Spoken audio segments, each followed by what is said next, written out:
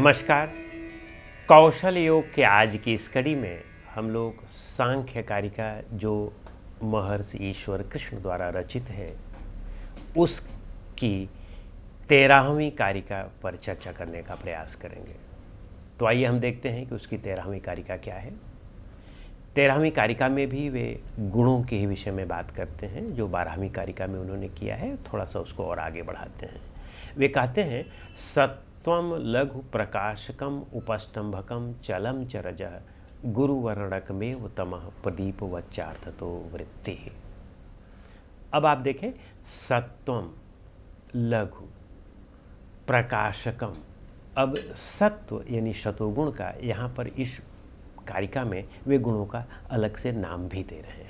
इसके पहले उन्होंने गुणों की चर्चा तो की लेकिन उसका नाम नहीं दिया, केवल उसका लक्षण बताया।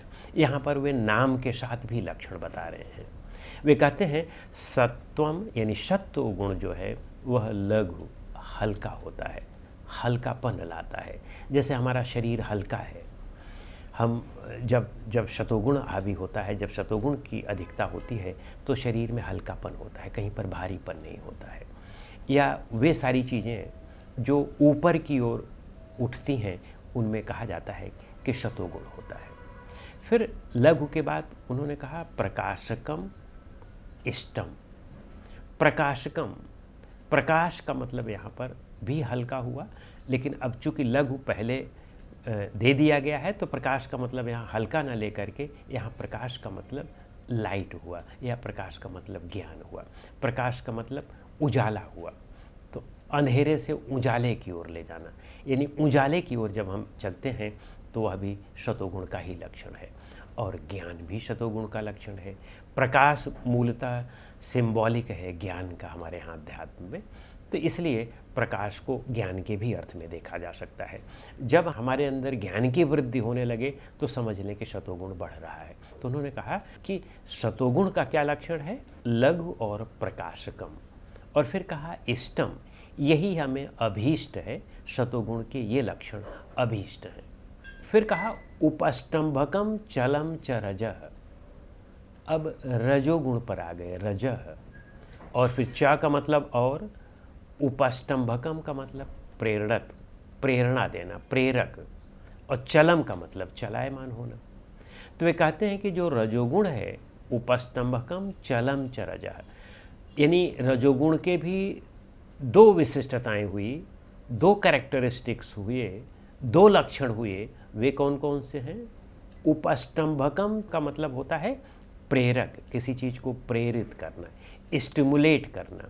और चलम का मतलब चलायमान होना, एक्टिवेट करना, एक्टिव करना। तो इसके लक्षण हैं कि प्रेरित करना, किसी चीज़ को आगे की ओर बढ़ाने के लिए प्रेरित करना, और चलायमान करना।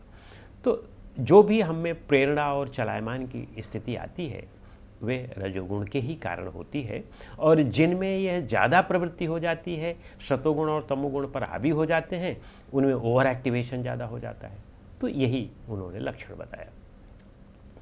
अब इसी कारिका के उत्तरार्ध में दूसरी लाइन में वो क्या कहते हैं, गुरु वर्णकमेव तमः। गुरु का मतलब भारी, और वर्णकम का मतलब अगेन पुनः बांधना, नियमित करना, खींचना अपनी ओर, रोकना, जिसे आप इनर्सिया कहते हैं, जिसे आप आलस्य कहते हैं, जिसे आप तंद्रा कहते हैं, जिसे आप निद्रा करते हैं। यानी कहने का मतलब कि एक्टिविटी में जो हमें क्रियाशीलता है उस क्रियाशीलता को रोक दे। तो भारीपन के कारण जो चीज़ भारी होती है वह चल नहीं पाती है, उसमें चलायमान की प्रवृत्ति नहीं होती है। और फिर कहते हैं वर्णकम, यानी नियमित कर देना, उसको रोक देना। ये दो विशिष्टताएं वह तमोगुण की उन्होंने बता दी। तो उन्होंने कहा कि गुरु वर्णकमेव तमः प्रदीप वच्चार्थतो वृत्ति। यह जो अंतिम है, दूसरी लाइन का जो अंतिम उत्तरार्ध वाली बात है, बहुत महत्वपूर्ण बात है। प्रदीपवत अर्थ च वृत्ति।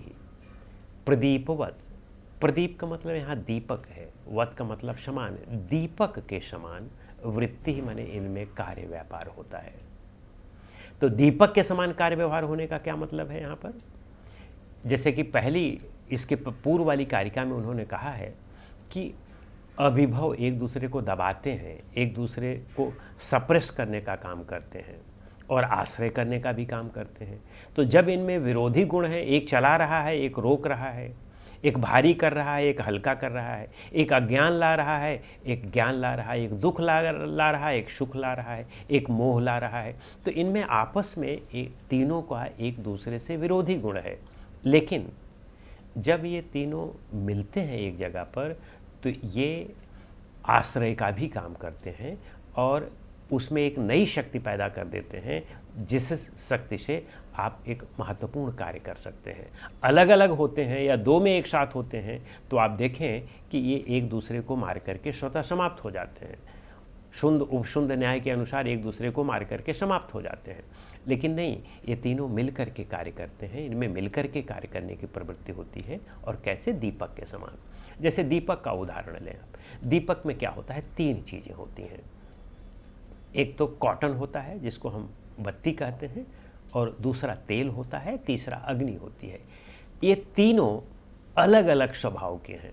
अगर अग्नि को तेल मिल जाए तो वह बुझा देती है अग्नि को।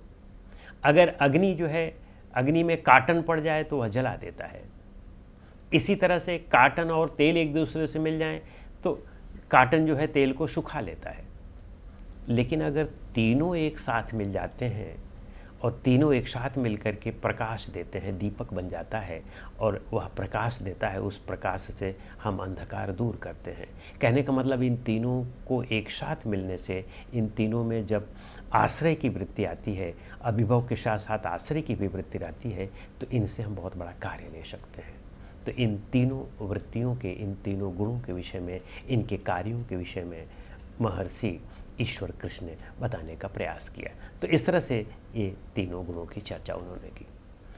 इस कारिका के विषय में इतना ही। अगली कारिका के लिए हम अगली कड़ी में मिलेंगे। नमस्कार, धन्यवाद।